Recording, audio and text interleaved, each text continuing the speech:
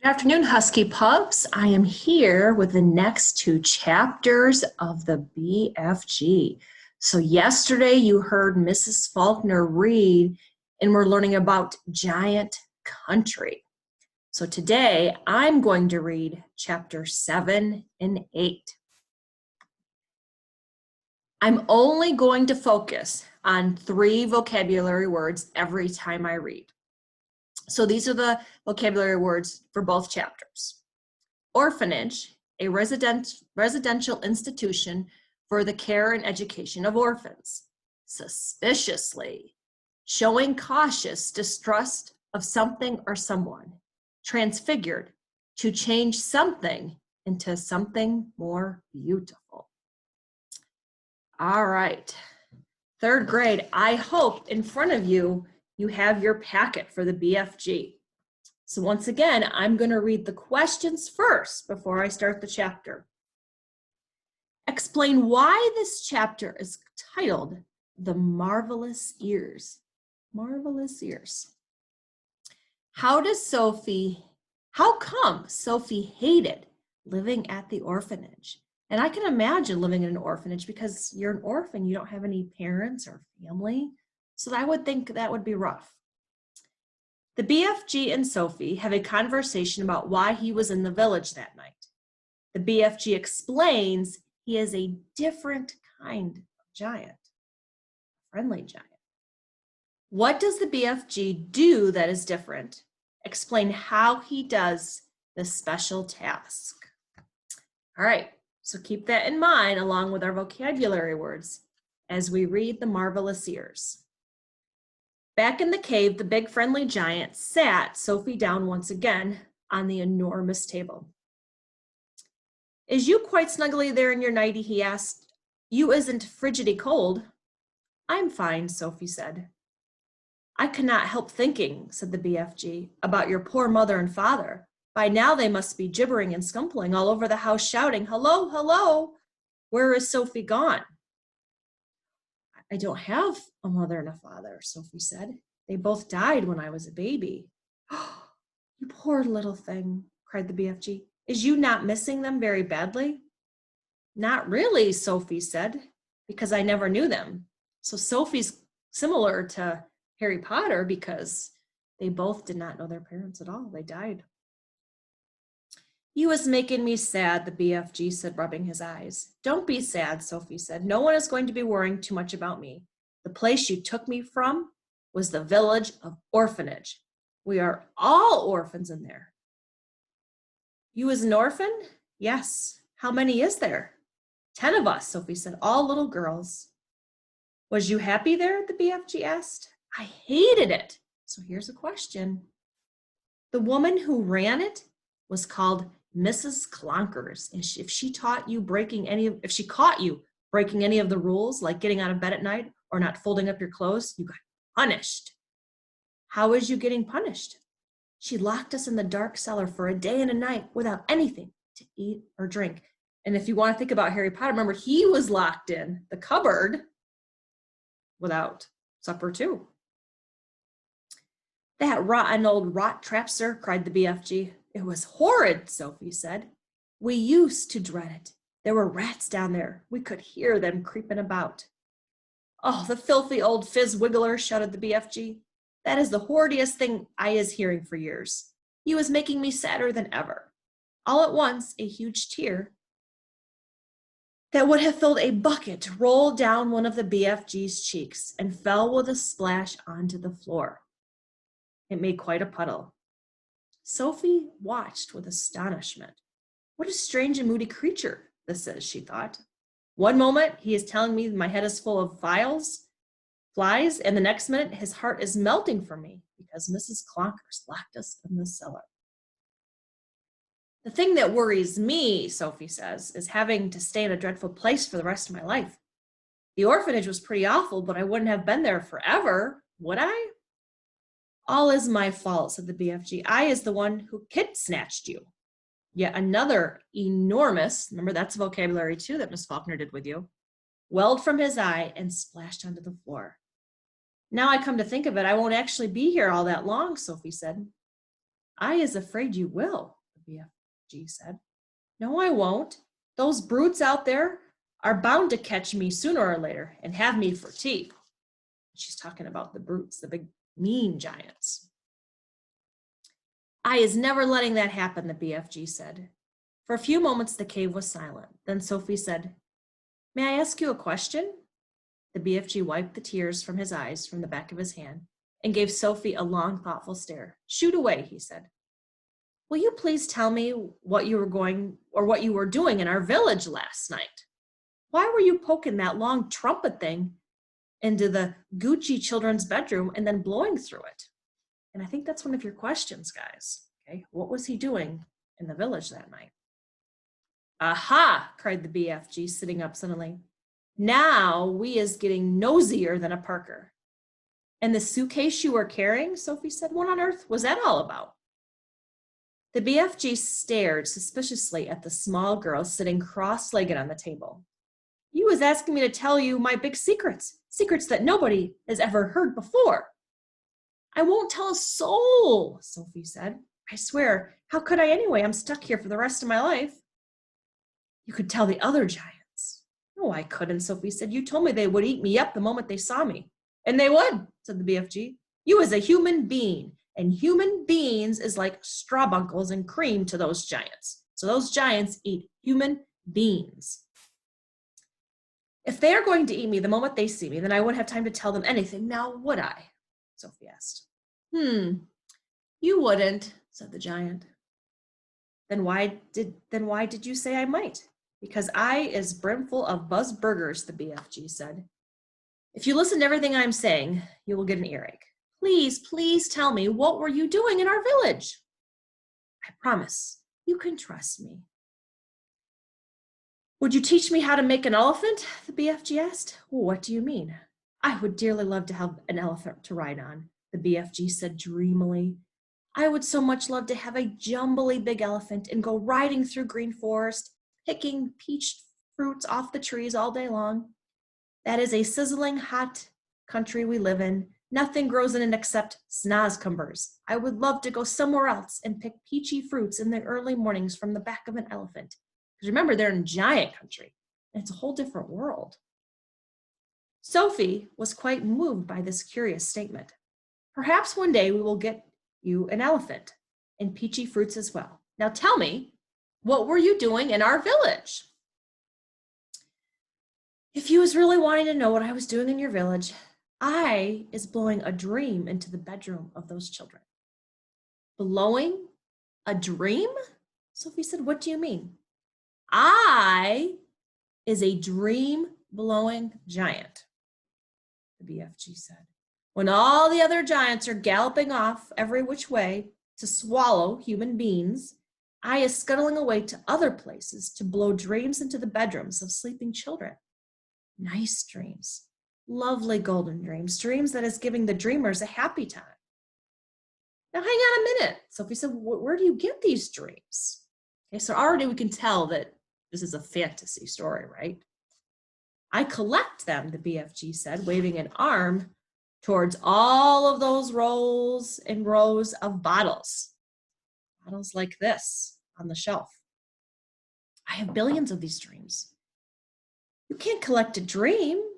A dream isn't something that you can catch a hold of. You was never going to understand about it, the BFG said. That is why I is wishing to tell you. Oh, please tell me, Sophie said. I will understand. Go on, please tell me. Tell me how you collect dreams. The BFG, settling himself comfortably in his chair, crossed his legs. Dreams is a very mysterious thing. They is floating around in the air like little wispy, misty bubbles. And all the time, they is searching for sleeping people. Can you see them? Sophie asked. Never at first. Then how do you catch them if you can't see them? Ha! Now we is getting on to the dark and dusty secrets. Remember, I won't tell a soul, Sophie asked. I's trusting you. A dream, as it goes whiffling through the night air, is making a tiny little buzzing humming noise. But this little buzzy hum is so silvery soft, it is impossible for a human being to hear. Can you hear it? Sophie said. The BFG pointed up at his enormous truck wheel ears which he now began to move in and out. As you see in these, he said. How could I miss them? Sophie said. They may be is a little bit big to you, but you must believe me when I say they is very extra usual ears. They is not to be coughed at. I'm not quite sure they're not, Sophie said. This is allowing me to hear absolutely every single twiddling little thing. You mean you can hear things I can't hear? You as deaf as a dumpling compared to me, said the BFG. But I am hearing all the secret whisperings in the world. In your country, he said, I is hearing the footsteps of a ladybird as she goes walking across a leaf. Honestly, Sophie said, what's more is I hearing those footsteps very loud, the BFG said. When a ladybird is walking across a leaf, I is hearing her feet going clumpity clump, clump, clump, like giant footsteps. Good gracious me, Sophie said. What else can you hear? I is hearing the little ants chittering to each other as they scuttle into the soul. You mean you can hear ants talking? Every single word, the BFG says. Sometimes on a clear night, I was wiggling my ears in the right direction, so he like wiggles his ears. I sometimes hear faraway music coming from the stars in the sky. My ears is what told me you was watching me out of your window last night.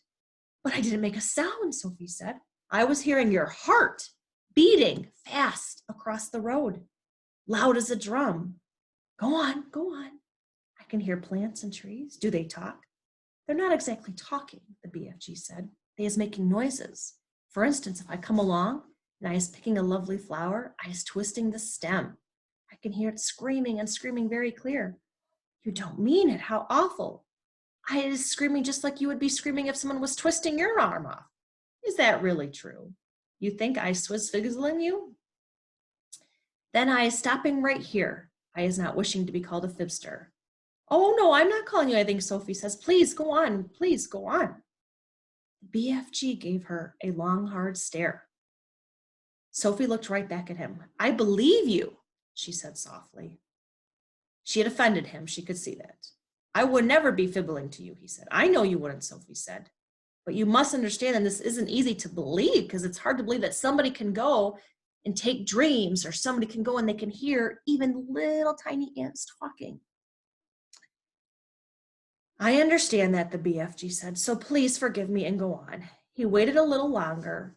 Is it the same with trees? Is it with flowers? I is chopping an axe into the trunk of a big tree. I is hearing a terrible sound from inside of the heart of the tree.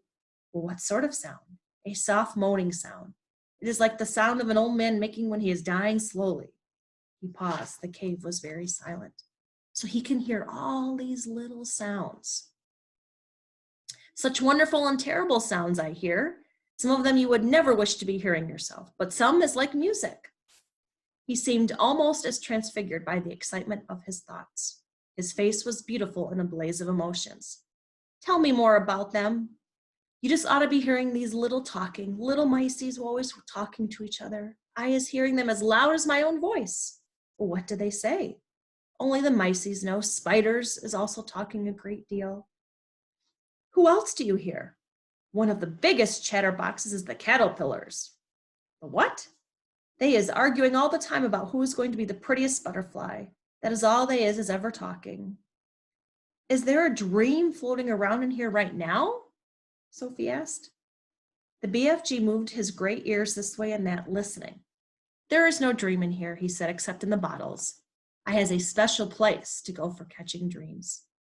They is not often coming to giant country. How do you catch them? The same way you catch butterflies, the BFG said, with a net. He stood up and crossed over to the corner of the cave where a pole was leaning against the wall. The pole was about 30 feet long, and there was a net in the end of it. Here is the dream catcher, he said, grasping the pole in one hand. Every morning I is going out and snitching new dreams to put in my bottles. Suddenly he seemed to lose interest. I is getting hungry, he said. It is time for eats. And that is the end of that chapter. So I want you to pause the video and I want you to go and I want you to answer these questions. Now we know why he has marvelous ears to hear all of the dreams. So answer these questions. Now I'm going to go on to chapter 8. Snozcumbers. And you'll find this funny. But if you don't eat people like the other giants, what do you live on? This is a squelching, tricky problem around here. In giant country, happy eats like pineapples and pigwinkles is simply not growing. Nothing is growing except one extremely icky poo vegetable, and it is called a snozcumber. This is like a snozcumber. The snozcumber, cried Sophie. There's no such thing. The BFG looked at Sophie and smiled. Yesterday, you was not believing in giants, was we? Today, we is not believing in snozcumbers. Just because we happen not to have actually seen something doesn't mean it doesn't exist, which is a true statement, boys and girls. Even if you don't see it, it doesn't mean that you shouldn't believe in it. What about, for instance, the great squizzly Scotch hopper?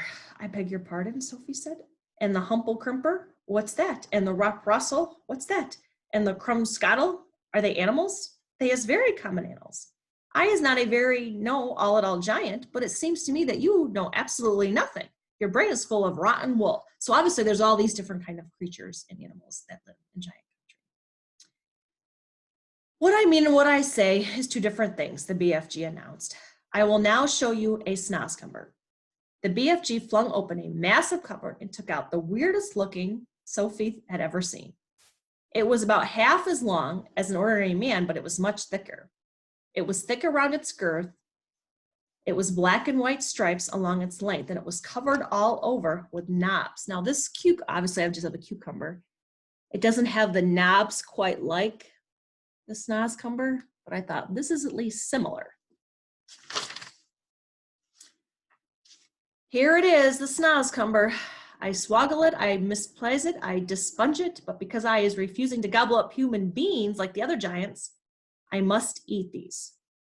You mean skin and bones?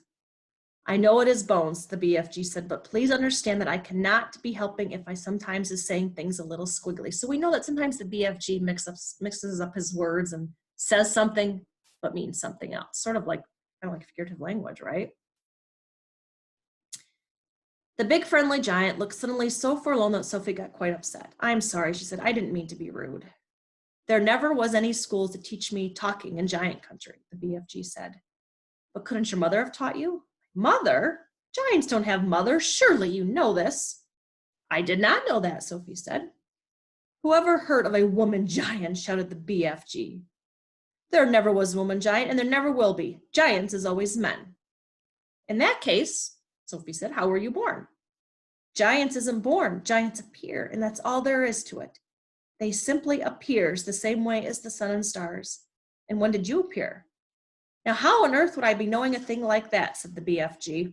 It was so long ago, I couldn't count. You mean you didn't even know how old you are? No giant is knowing that, the BFG said. All I know about myself is that I is very, very old, perhaps as old as Earth. What happens when a giant dies? Sophie asked. Giants is never dying. Sometimes and quite suddenly, a giant is disappearing and nobody is ever knowing where he goes. But mostly us giants is simply going on and on. The BFG was still holding his snozcumber in his right hand. He put one in his mouth and took a big, huge chunk of it. He started crunching it up, and the noise he made was like the crunching of lumps of ice. It is filthy, he spluttered, speaking out, large pieces coming out of his mouth. It's disgustable, it's sickable, it's rotten, it's magnificent. Try it yourself. Oh, no thank you, Sophie said. It's all you're going to be guzzling around here. Go on, snippety little wink, have a go. Ugh. Oh no, help. Rotten fish, yuck, yuck, yuck. Worse than that, to me it's tasting of cockroaches and slime wanglers. Do you really have to eat it? Sophie said. You do unless you want to become as thin and disappearing into thin air. Once again, that sad, winsome look came into the BFG's eyes. Words, I know, I keep mixing up my words. As I'm telling you before, I know exactly what words I want to say, but somehow or other, they always get squaddled around. That happens to everyone, Sophie said. Not like it happens to me, the BFG said. I is speaking the most terrible Wigglish. I think you speak beautifully, Sophie said. You do? You simply do? Simply beautifully. Well, that is the nicest present anybody has ever given me my whole life. Are you sure you're not twisting my leg? Of course not, Sophie said. I just love the way you talk. How wonderful, cried the BFG. Listen, Sophie said, we don't have to eat snozcumbers. In the fields around our village, there are all sorts of lovely vegetables like cauliflower, carrots. Why don't you give some of those the next time you come visiting? The BFG raised his head proudly in the air. I is a very honorable giant. I would rather be chewing up rotten snozcumbers than snitching things up from other people. Well, you stole me. I did not steal you very much, said the BFG, smiling gently. After all, you was only a tiny little girl. So, here are the questions from chapter 8. Describe a snozcumber. Draw a picture of it. How does the BFG feel about eating snozcumbers? What did Sophie think when she tried one? So I got this cucumber here, so you can draw a picture of it, except you have to make it look a little bit more with knobs. And he eats this nasty vegetable because he doesn't want to eat human beings. There are our chapters for the week. We're going to have some fun activities planned for tomorrow. See you then.